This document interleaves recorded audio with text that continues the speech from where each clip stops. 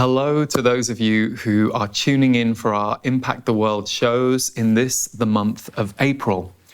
Because of everything that's been going on with the coronavirus and the fact that so many of us are quarantined at home, we've slightly changed our programming for this month. Most of our episodes are filmed many months ahead, and so what we've done for this month is curated special episodes that feel like they might be most relevant or pertinent to you while you're at home deepening your education, looking for entertainment, or perhaps needing to be inspired with what it is that you're going to do in the world.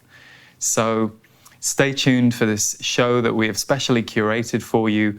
We hope you really enjoy it, and thanks so much for tuning in. And hey, if you really enjoy the show, please do go to Apple Podcasts and give us a rating or a review. That kind of thing allows other people to find the show. So if you are enjoying what you're hearing or watching, we'd really appreciate a review. Big love. Welcome to Impact the World, the show for and about creatives, changemakers, and entrepreneurs. This is a conversation episode where a special guest shares with me what they are creating and the behind-the-scenes journey of their experience.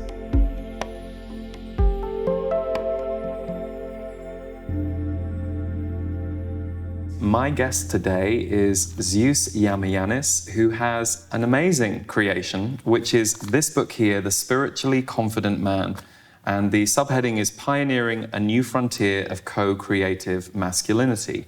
Mm-hmm. Now, Zeus, you and I only met in the last couple of days, even though we've been in contact for a year or so. Right. You sent me this book a while ago. I am quite blown away how immediately it started activating me as I was reading some of these sentences, because first of all, I think the title is brilliant. Just the title alone, The Spiritually Confident Man, I'm like, wow, I've not really heard of that out there or seen that out there. Right. But then as I was reading the first few chapters, there were so many sentences and concepts that were making me go, oh, things that I think I felt, but had never heard articulated before. Right. And my feeling for me with the book is it's giving me a brand new framework at which to look at where I can evolve. And so thank you for creating this. Well, thank you. I mean, that's a high praise from you. I mean, you're a very energetically sensitive person, and if it's activating you, I feel very good about that. And also, when you said about creating a framework, that's exactly what I was trying to do. Some people have told me, you're saying the thing that I was kind of thinking in the back of my mind, but I didn't have words to put to it.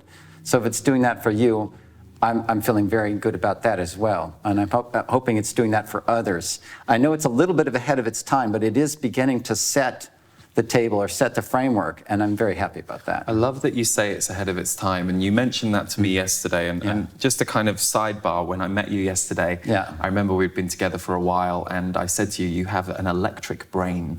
And it's great. No, it's lovely being in your presence, because I can feel your electric brain, and it makes so much sense of how you were able to map this out for us. Right. But the book being ahead of its time is very true. As I was reading it, I was aware, because it only came out last year. Right. But I feel like not only is it a book that's going to have increasing importance over the years to come, but I also get the blueprint you've created for the work that you are doing and going to be doing. Right. And it's work that we need. Because if I can just quote from the back of the book, a different age calls for a different man. And then there was a line in the book that I think that really encapsulates it. There is no easy place for a man in today's world. Right. Powerful words. What do you mean by that? Well, we're kind of caught in that in-between place. You know, on the tennis court, it's called no man's land. And that's kind of where we are historically as men. The old John Wayne-ish kind of patriarchal man that called the shots and faked it till he made it, and and was given a lot of, I guess you would say, props and bonuses and legs up, is largely being either equalized or being taken away to a certain degree. And I think this is actually a gift for men.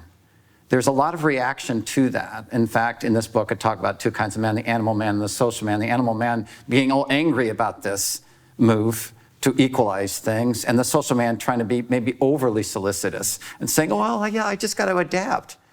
Well, neither one of those are ultimately going to work. They're kind of functional mid-range strategies that are going to lose their ability to actually face the world that's emerging. What you need is a creative man, a co-creative man, and that's going to look a lot different. It's going to both require me to have a masculinity that is vivified, right? It's not going to be the watering down kind of masculinity, but one that is also extraordinarily honoring and respectful and excited and curious about engaging the feminine or engaging gay men or, or being able to stand up in the face of war and finding much more productive, much more constructive and more life-affirming ways to find purpose and meaning and excitement in your life. Well, you bring up the animal man, the social man, and early in the book, chapter 2, you break down these kind of three types: animal man, social man, co-creative man. Right. You've touched on co-creative a little bit there. What would you just say in a line or two epitomizes each of those types for people who are new to this concept? Well, the animal man is where desire and force comes from, and we should still retain that. But directed in a different way. So the animal man is sort of that visceral, is a visceral man, the one that has desire, the one that has magnetism and charisma, right? Oftentimes that can be abused, but it doesn't have to be.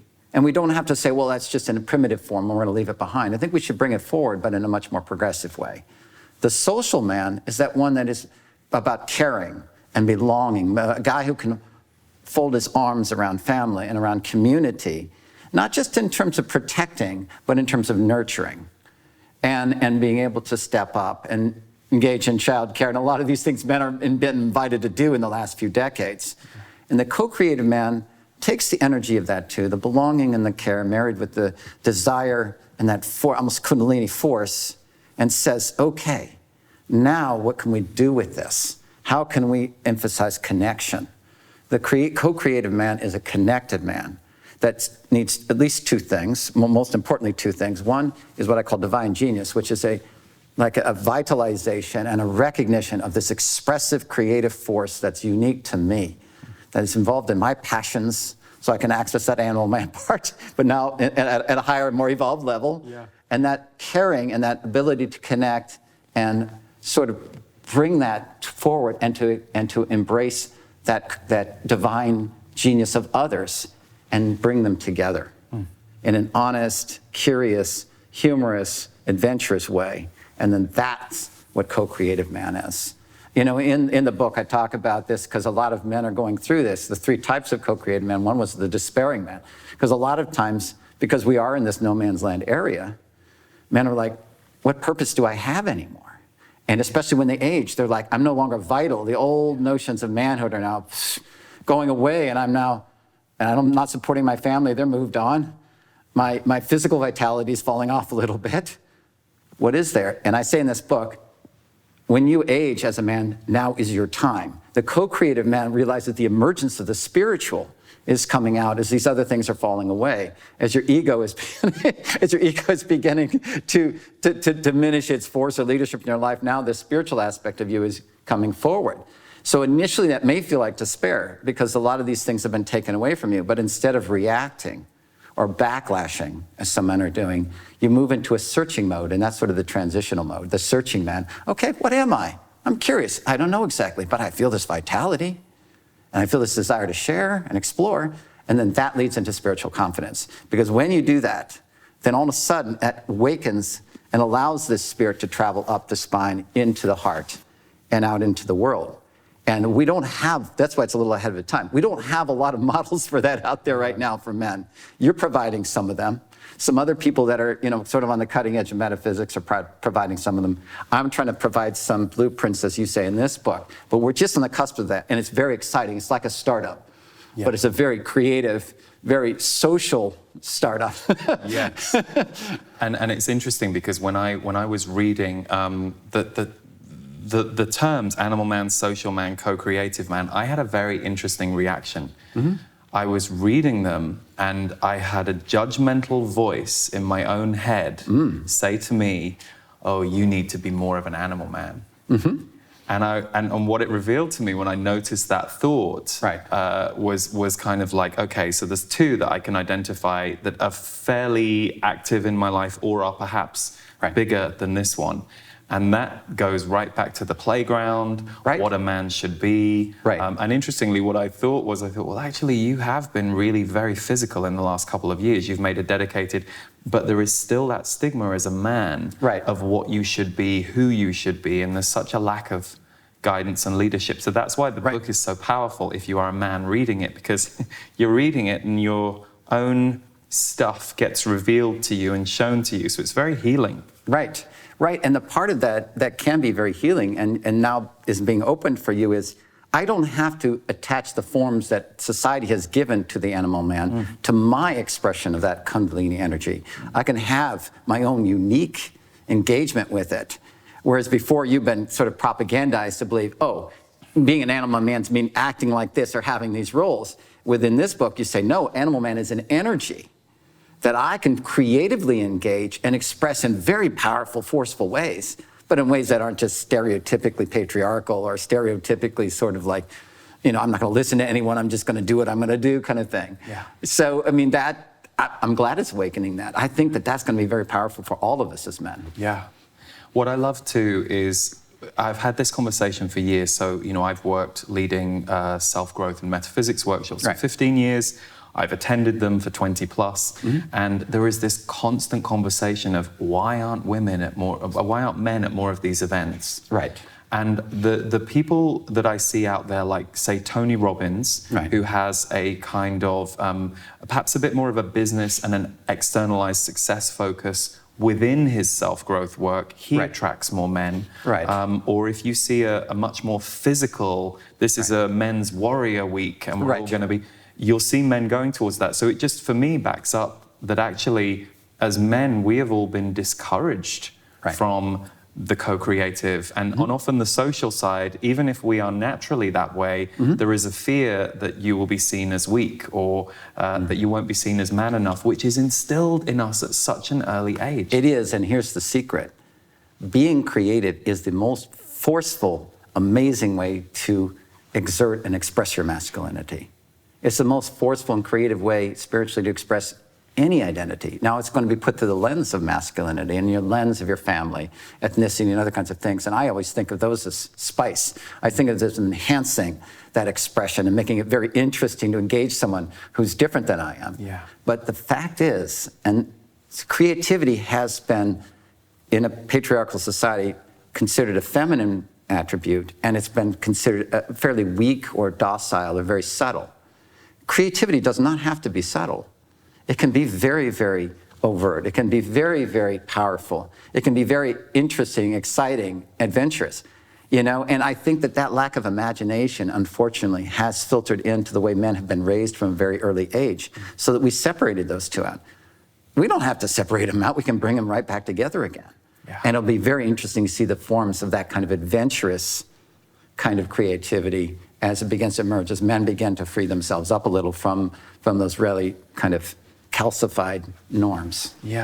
And it's interesting because I think so often sports and team sports are a way that men can kind of express their animal side safely, or whether they are spectators, but creativity is so often lacking. And it's funny the way you describe it. Whenever I'm like in a furious creative mode, things around me get messy. And then I tidy it up at the end. But it's true. It's a big energy. It's Kundalini that's coming through you when you're using your vehicle to bring things into the world and birth them. Certainly. And if we could just recognize that as men, just that small thing would do a lot to free up us and women too, and especially relationships between men and women, to say, as a man, I am embracing my creativity and therefore embracing my manhood at its highest and most basic level. And the creative act itself has so many demands on it that it really is a real man who faces the creative act. You ask someone to be emotionally vulnerable like you have to be when you're creative. You ask someone to really put themselves out there and be ahead of your time. Is that braver or more courageous or just kind of climbing up the corporate ladder? I mean, just, I'm not going to make the judgment here. I mean, I would just say you have your audience compare those two. Just close your eyes, put those two possibilities in either hand and see which one requires more of that kind of courage, requires more of that kind of vital force. And I think, it'll be pretty consistent. I'm not going to offer my own opinion on that, but I think it's pretty obvious. Yeah. One of the things that I like in the book is, and again, even the title is new to me, The Spiritually Confident Man. I mean, we often say, oh, I'm spiritual, but we don't talk about spiritual confidence. And you have this whole section about having a spiritually confident commitment to yourself. And, I'm reading directly from the book here. The spiritually confident man knows that strict independence can only be an illusion. So before we go into the confidence commitment a bit more, something really struck me. You said that giving and receiving and community are vitally important to be a new man. And it's funny because when I channel and when I teach, community and creativity and the ability to receive as well as give are things that myself and the people I teach have been encouraged to foster. So what would you say has been one of the big lessons for you around strict independence being an illusion, or losing through strict independence versus gaining through interdependence? One of my greatest, and I do talk about him in my book, teachers is my son. And what I notice is when I'm learning the most about what it means to be a man, especially when I'm in a father relationship, it's not when I'm trying to teach him how to be ruggedly independent and, don't cry. And I've done that. I mean, I'm like any other person. I've fallen back into those old norms. He brought it up to me because I had basically said, you lack the courage. He bumped his elbow on a water slide. It was one of these really kind of dramatic water slides. And I was trying to encourage him to get back up into the saddle. And then I was disappointed when he said he would, but he didn't. And he brought it up to me.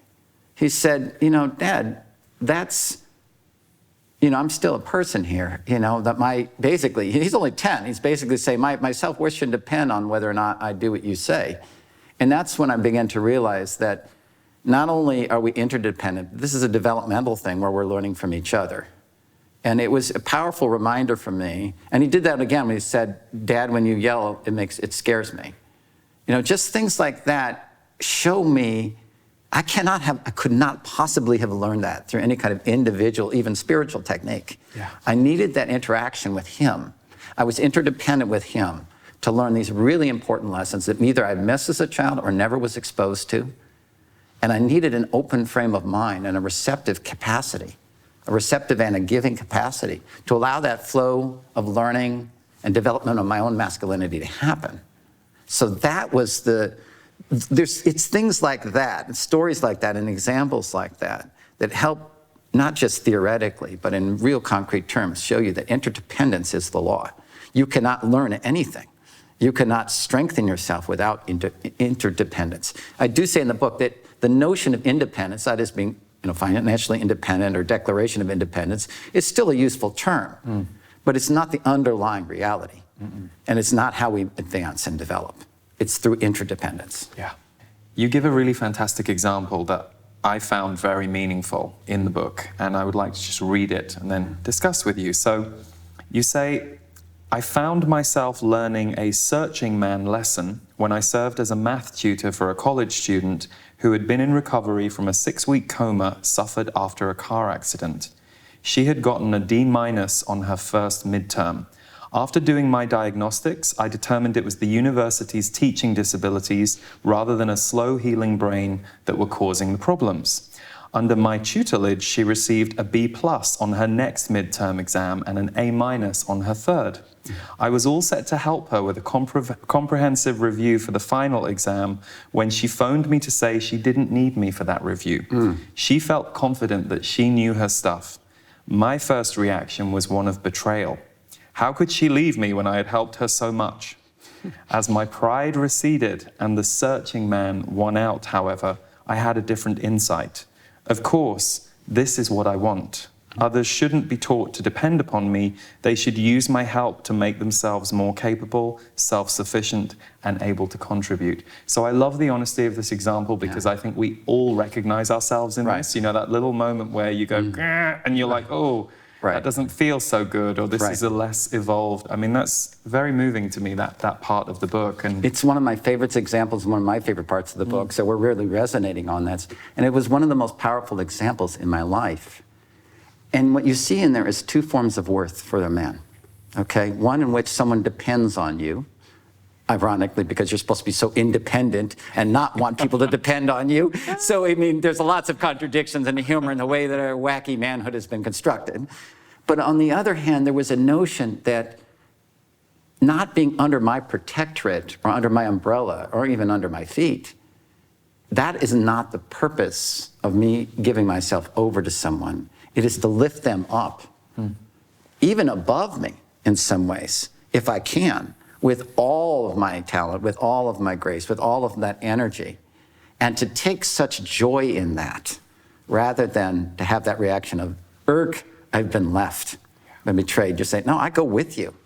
I go with you in all the talents and will to exceed me that I've helped to supply towards you, to not need me in that kind of needy, dependent way, but to need me in this more interdependent way, where you can now contribute much more to my life and the life of others, which gives me great joy as a man, to think that I've had a contributing factor in helping create something that pays forward, that flows outward, rather than something that stays contained and under my control.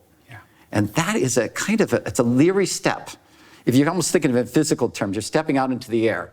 You don't know what's going to go, you know, it's like, well, do I stay on solid concrete, you know, behind the barrier, nice contained, or do I take this new step, again, which is more courageous, which is more creative, the one of stepping out. But it's not super easy to do, and you have to be honest, emotionally honest with it, you know, and that was it. I was, at first, and this is where the political correctness comes in, and the social man comes in and says, oh, you shouldn't think those thoughts.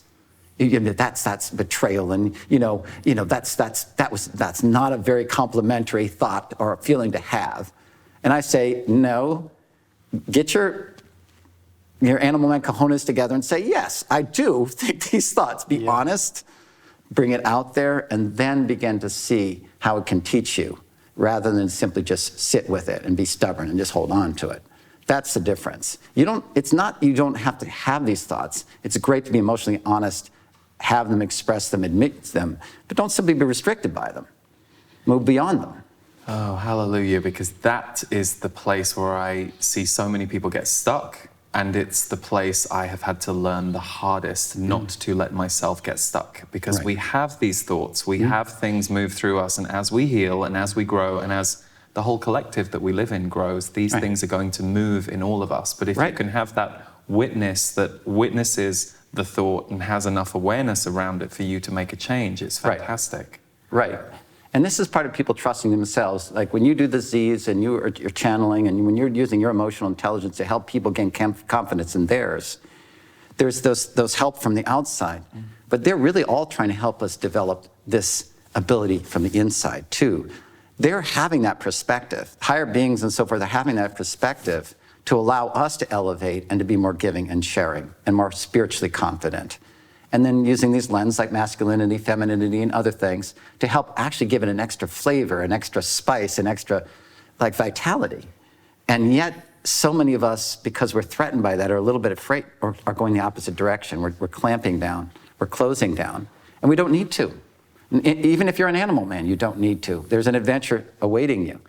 So what would the elevated animal man, social man, co-creative man look like? Because, of course, we're building on our foundations. So if we're evolving as a society, our foundations are going to be in there. It's true. I mean, I have the evolved form in each one, but in some ways we're going to be integrating those evolved forms. In the evolved form of the animal man, which is that desire, charisma, so it's what I call the responsible man. It's a man who can stand by his convictions, bear up under pressure, learn to, sacrifice, serve, provide, and protect, and be a man in that kind of traditional way. And that still serves today. You know, if you get blown away by any wind, that's not going to help you or anyone around you in an interdependent or co-creative sense either. And desire is good. Desire moves everything. A lot of times I say force is such a force and effort. You know, I have my 3 F's, okay? I have force, which is the animal man, right? Flow, which is the social man, and fusion, which is the co-creative man, okay? And then my 3 E's, right? So for the animal man, it's effort, right? And then for the social man, it's ease. And then for the co-creative man, it's elevation. So what you're doing is, each one of these is important. The animal man gets things moving. The social man kind of maintains things, right? Keeps things in a way that allows things to work with others. And the co-creative man brings it forward. And that's an integrated man there. You don't just leave one of them behind. You take the lessons and interdependently bring these things together to create a sense of holism, a wholeness as a man. And there will be plenty of adventures and experiments where you draw from all of those energies to really go forward in your own unique way that's expressive of your individuated spirit. And I think that's when you get really creative. Because now you've got all these tools, these paints, these elements, you know, from the animal man, the social man, and the co-creative man, and it's guided. Yes, it's guided by the more evolved form, the co-creative man, but it is incorporating and bringing forward those other things. And presumably, you know, you talk about the spiritually confident commitment. Right. So if you employ a spiritually confident commitment in your life, this evolution can naturally occur. Right. Can you break down what is the spiritually confident commitment, as you explain so well in the book? Well, I tell you, I mean, even just expressing, when I say spirit, to me, spirit is like an energy. Okay, so I make it really clear. This is a spiritual but not religious book. There isn't a hidebound dogma or formula around it. It's that energy moving through you, chi or life force, or that spark. And confidence, when you combine that with confidence and then commitment, it says, I'm going to go where this thing is taking me. I'm going to follow it down to its roots and respect that. Even when it gets scary, it dives down into the subconscious and I get all kinds of crap coming up from me, right? I'm going to be confident enough to be with that. Ask for help. Bring in tools. Bring in metaphysical, workshops or whatever it happens to be, or bring in a men's weekend, whatever it happens to be, in there to help be with that for a while. Bring in actual other people to share those feelings with, and then draw it upward and forward. That's what spiritual confidence is. It's not an intellectual idea. It's the spirit interacting with every phase of human existence, including the intellect, including the heart, in the creative activity, which is your life. And that, a lot of people say they want a good life or they want a fun life. That's going to happen if you have a creative life. It's not going to always be easy, because creativity has all those hazards we talked about. They're quote-unquote hazards. They're just uncertainties and unknowns, and oftentimes they will open doors to things that we hadn't paid attention to that will cause us at least some degree of pain or some degree of discomfort. But there's something beautiful about the process. Yeah. And that's what spiritual confident commitment is. The beauty is actually stronger than the fear. The beauty and just the desire to express yourself and share yourself from this just not only gut level, but heart level, from this really deep level. And in that you can feel it, even when you're in pain sometimes, this sense of joy. And that is it. That's the quote unquote payoff. And it's not something you have to defer. It comes in the action. So the commitment is bigger than any movement within you that is taking place, right? Which is what I really got from reading that, and it's fantastic. Right. I'm curious because when I was reading the book, I noticed my hunger for this topic, right. And I see men in workshop rooms or when I've worked with them one-on-one, we are hungry for this kind of information, ability to express ourselves. Often, what I've noticed is, women need to speak their truth. Right. Men need to be heard. Right. We have a long way to go as men collectively in being heard with our vulnerability and our expression. We're not anywhere near as advanced as the women are with that, or the way that women hold space for each other with that. Right. How are you finding men are responding to this book? I'm finding that men are still kind of an in-between place. The men that have worked on themselves really appreciate it a lot. Other men are are kind of like, well, okay, that makes sense to me. But because there isn't a community of men, and because we tend to initiate one another as men, that I think this book will really start to make sense as I develop education around it, videos around it, and maybe men's workshops around it, to embody that space and allow their own creativity to be desired in that space and to come forward. So what this is, the response has really shown me is it is a little ahead of its time. It is moving energy as it is in you, but that it's going to require more of a scaffold, or more of a support, a holding place for it, so that men can support one another and women can support men in this and so forth.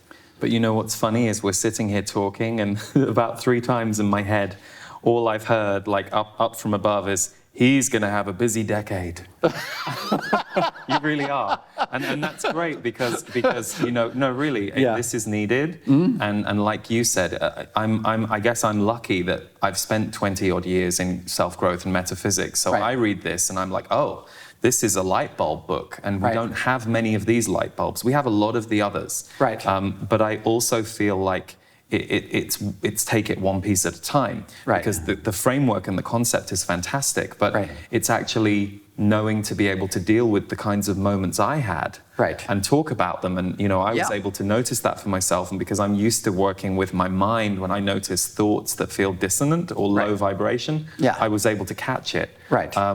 So I'm curious what led you to this, because obviously you had a vision about this book, but why do you think this book is the culmination of your life so far? And of course, there are many aspects to your life and what you do, but I always find it fascinating why creators end up creating certain things. And to me, this is a landmark book for you in your life. This is a key, this is one of like your 3 big things in life. That's my intuitive sense. Yes, you are correct. Why have you landed here when you look back at the life of Zeus?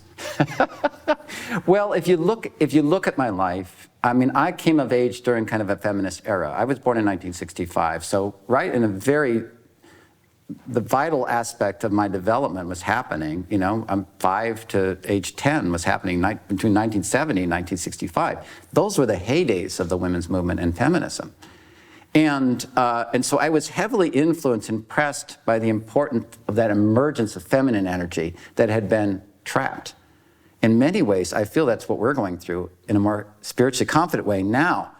That patriarchy, and we needed feminism to show us the liabilities of this, the problems with this. They went up, and when the cover came off of feminism, not only was I able to experience at an important time in my life feminine energy and that sense of release of that energy, I was also able to see the problems. Because of that, with the current notions of masculinity.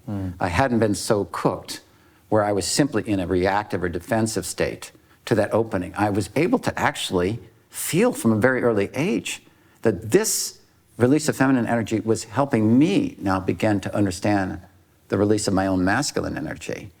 And it wasn't that I became a stereotypical sensitive man. I've always been a very sensitive person. I still did sports. I did rowing in college. I was, ranked in fencing in college. I mean, I did a lot of these things that would be considered very masculine activities. I'm an Aries. I am still very Aries. You know?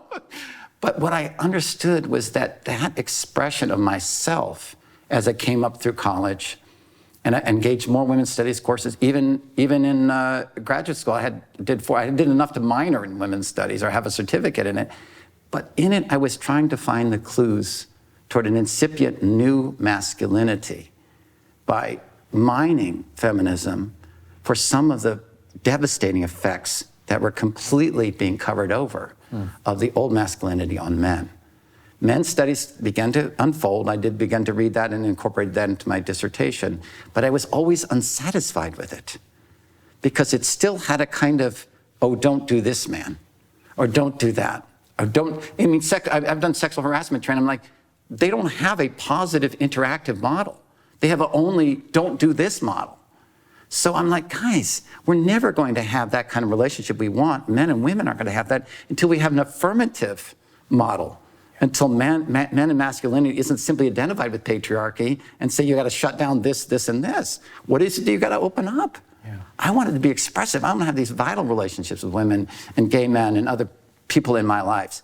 I don't want to be politically correct, in that sense. I mean, politically correct, if you're going to stop saying dirty words about somebody, that's great. But it doesn't do great when it has to do with saying I have to be very restricted and very over-aware of my behavior. I want to be creatively expressed.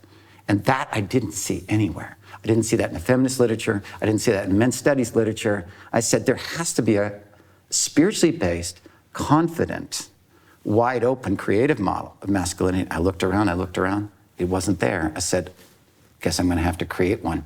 Yeah. And that's what got it going. And it's been a while, but it just, especially with the Me Too movement coming up and everything, I really got thrown into this because women are coming to the power. They are beginning to say no in definitive ways. And men need to learn to say yes in definitive ways. And that's what, it was that yes and that joy, and that incipient joy that I feel that if just men, and that rebellion against old, outworn, unhealthy modes of masculinity that really attracted me.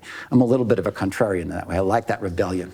Right. And it's funny, just as I got this weird image as you were talking, it makes me think of, certainly in Western culture, you know how if you're at a wedding or a party, the women will go on the dance floor and the men won't. Right. And I feel that conditioning in my body too. Sure. And the one thing that also hit me as you were talking is, sure, there are those of us in the LGBTQ community who are definitely changing the paradigm a little bit around those masculine, feminine roles. But we too are immersed in that because all we have learned is this, fairly traditional masculine, feminine paradigm. So this is really important work for everybody. And I think women, whether they read the book or whether they engage with your work that stems from the book, I think women are going to find this quite enlightening for themselves because I've always identified quite male-female. And I found the kind of feminine side of me fascinated by what I was reading too. And the interesting thing about this book is I actually recommend and help to teach around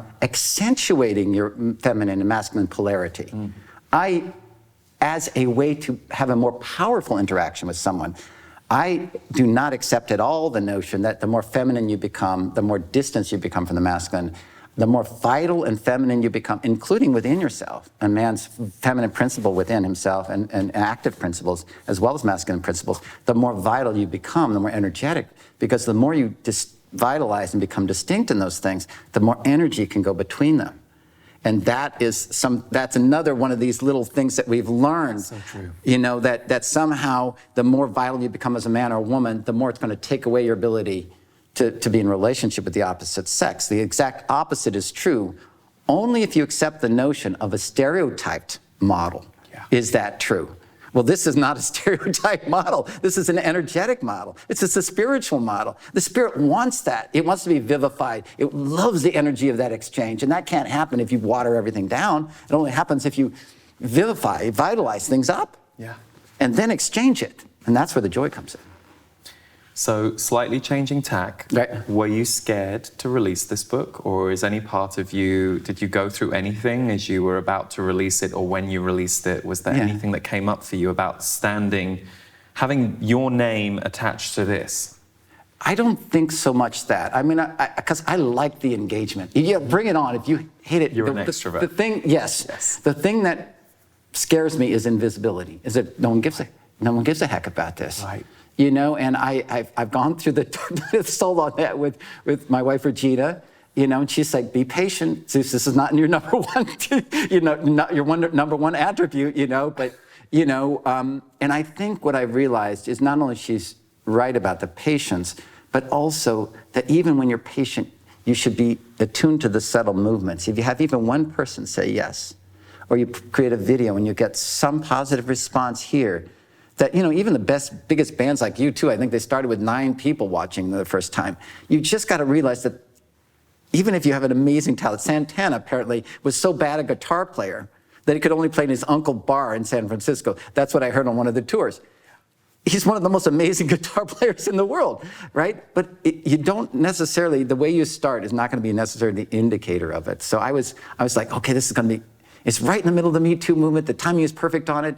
But it turns out women are more concerned with women's issues, and men are still trying to do their men's retreats. So this book is kind of falling between the cracks a little bit. And I said, okay, all right, I'm going to listen to you. I'm going to listen to Regina, and realize that it may take some time, but this is important, and there's going to be a lot of room and a lot of need for it.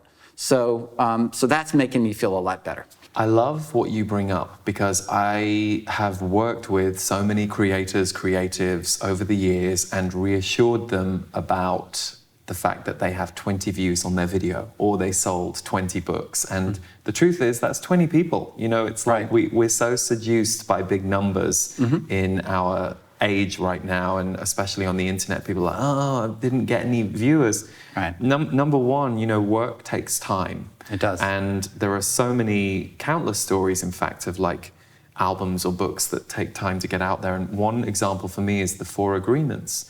I bought copies of that book for people over 20 years ago when it first came out. I loved the book. Right. No one had heard of it. Right. And now I constantly see it on the charts in Amazon, and that's 20 years later. And so I love that you bring up that part of our own brains that would try and think that we haven't succeeded because we measure it by societal and timeline standards that aren't actually necessarily true of some of these things that we create. It's true. I think it's going to help us a lot when we have support around quality or qualitative versus just quantity. Yeah. Right now, there's an overemphasis on likes, on followers.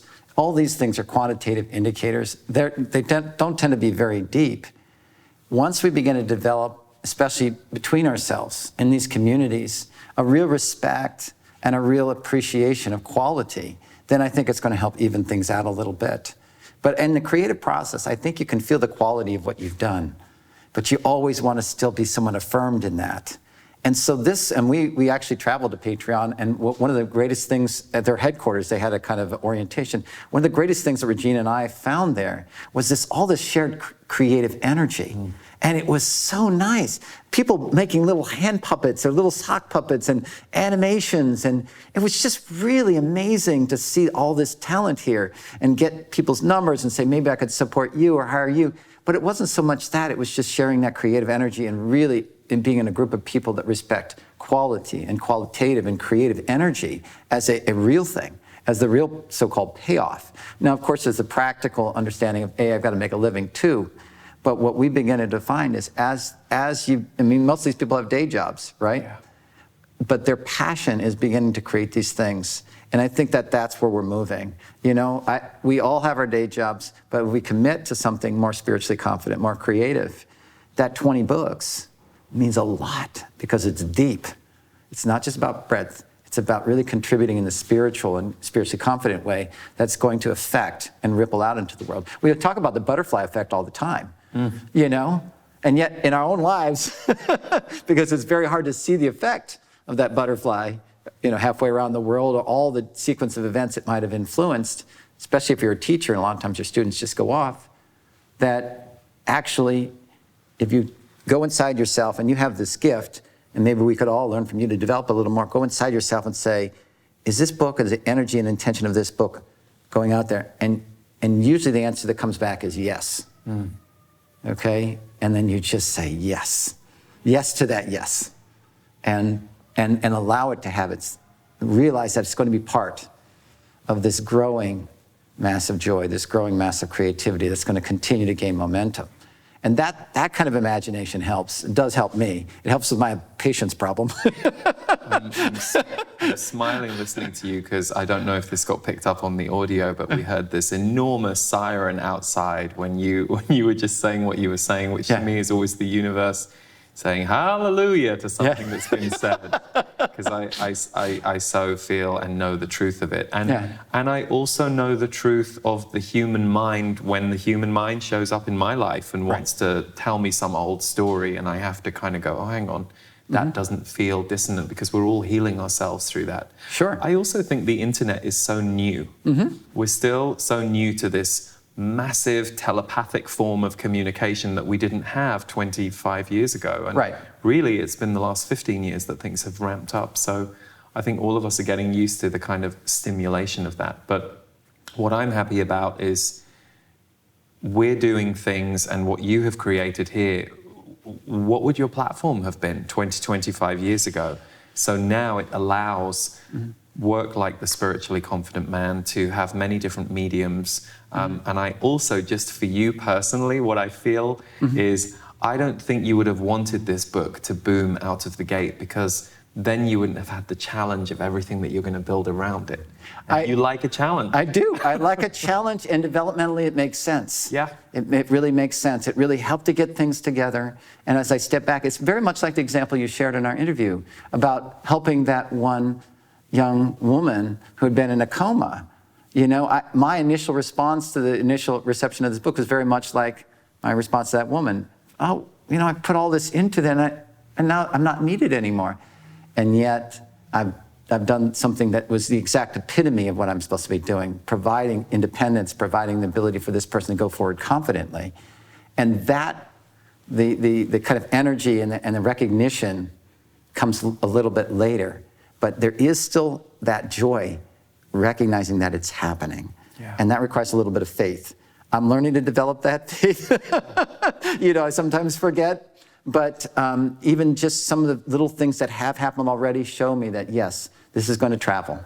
Yes, this is inviting me into deeper forms of engagement, workshops, videos, other kinds of things that are really going to, that it was actually a kind of mercy, right? That this book is not like huge. Yes. Right? That I can actually develop the real things that are really going to help people from the ground up around it.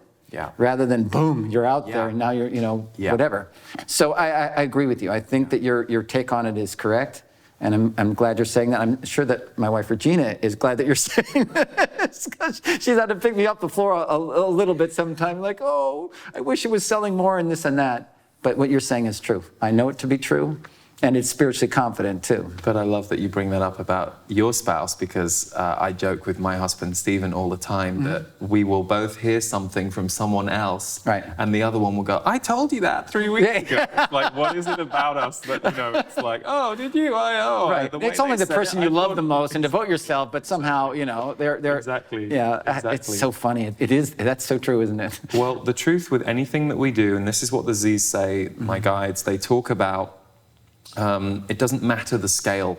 So you know, you don't have to be Oprah. Right. You can be the grandmother who influences one child, or the grandfather who influences one child, or you can be someone like Oprah whose role is, you know, multi-millions around the world. So touching one life is why we do it. This book touched mine in the short time that I've been with it, and this conversation happened because you made this. So thank you. Thank you so much. And thank you for what I know and just feel intuitively you're going to do over the next decade around this work. Because as a man who has struggled with male identity issues, and also being a spiritual man, but not necessarily always knowing what the intersection of the male identity and the spiritual male is, I love that you're doing work around this, and I know other people will too. Wonderful.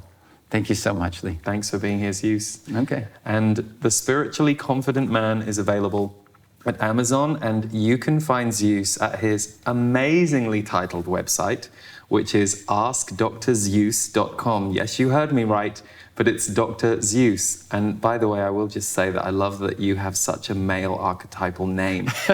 It's kind of perfect that someone called Zeus would write this book. Yes. So yeah, askdrzeus.com is where you can find more from Zeus. Thanks so much. Thanks so much, Lee. You have been listening to Impact the World. For more of my work, please visit leeharrisenergy.com.